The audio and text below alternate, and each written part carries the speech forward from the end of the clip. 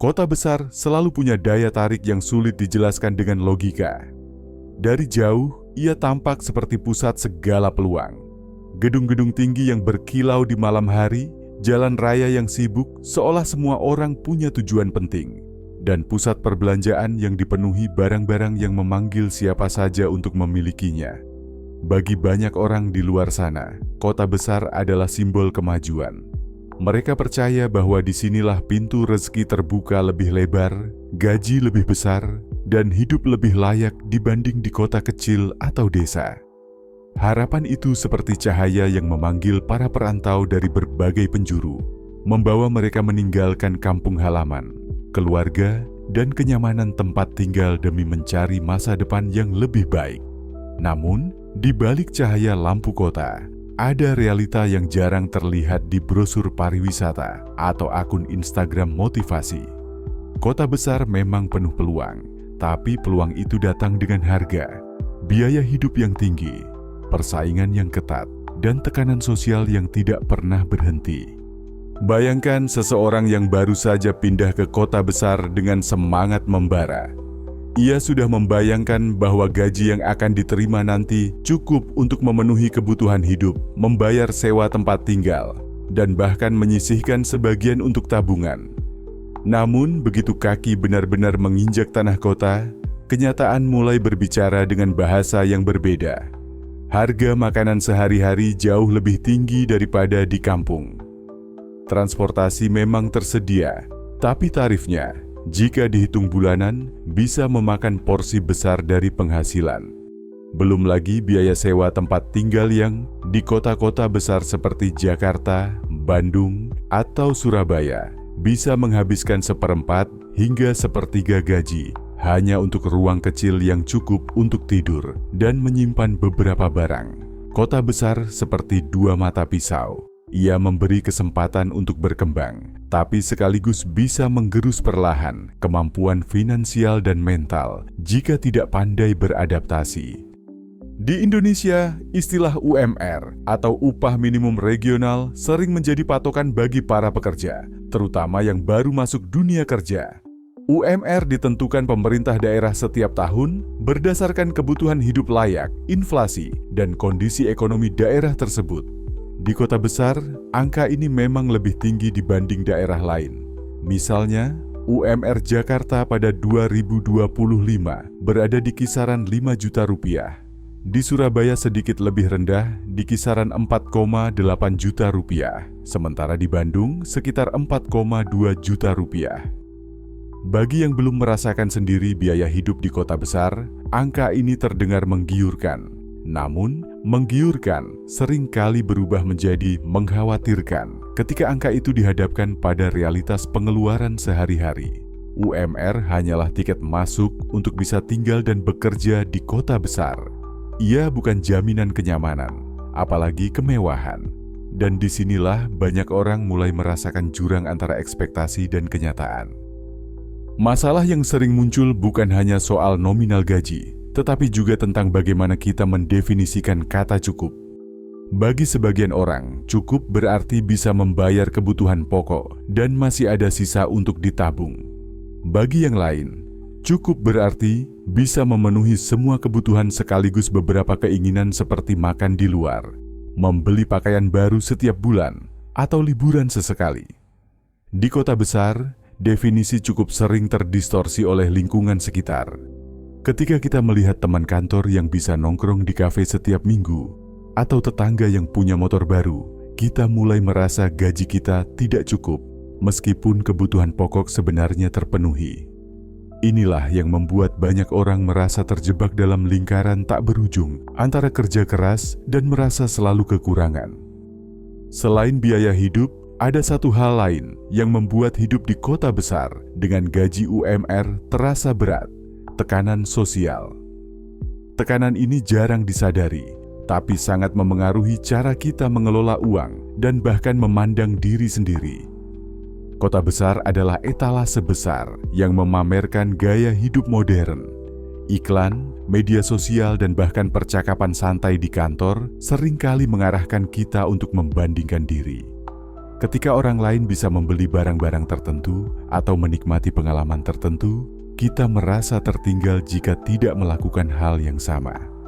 Masalahnya, mengikuti arus ini hanya akan membuat kita semakin sulit mengatur pengeluaran. Gaji UMR yang sebenarnya cukup untuk bertahan bisa terasa tidak cukup karena kita mengukur standar hidup berdasarkan orang lain, bukan diri kita sendiri. Kota besar menawarkan peluang, tapi juga menuntut kesiapan finansial dan mental. UMR memang memberikan titik awal untuk hidup di kota, tetapi tanpa pemahaman yang jelas tentang biaya hidup dan kontrol diri terhadap tekanan sosial, gaji tersebut bisa terasa seperti pasir yang mengalir begitu saja di sela-sela jari. Hidup di kota besar dengan gaji UMR bukanlah pertanyaan bisa atau tidak bisa, melainkan pertanyaan siap atau tidak siap.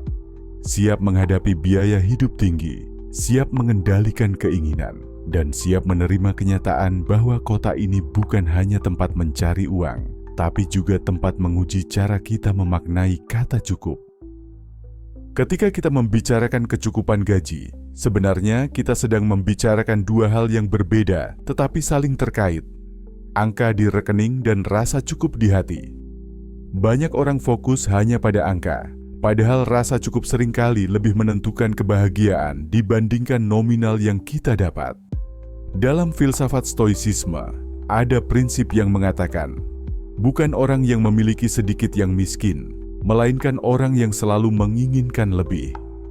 Ini berarti, ukuran kesejahteraan tidak hanya berasal dari seberapa banyak uang yang kita hasilkan, tetapi seberapa baik kita mengelola keinginan. Pertama, memahami arti cukup. Cukup bukan berarti pas-pasan atau menyerah pada keadaan. Cukup adalah kondisi di mana kebutuhan dasar terpenuhi, ada ruang untuk berkembang, dan tidak terus-menerus terjebak dalam lingkaran konsumsi yang tidak ada ujungnya. Sayangnya, banyak orang menukar kebebasan waktu dan mental hanya demi menambah angka gaji, padahal di balik itu mereka kehilangan kebahagiaan sederhana yang tidak memerlukan biaya besar. Kedua, menentukan prioritas hidup. Gaji akan selalu relatif. Di satu kota, 5 juta mungkin cukup untuk hidup nyaman. Di kota lain, 10 juta pun terasa pas-pasan. Filosofinya, kita perlu memutuskan apa yang menjadi prioritas utama kita sekarang. Apakah kita menginginkan keamanan finansial jangka panjang atau kepuasan instan?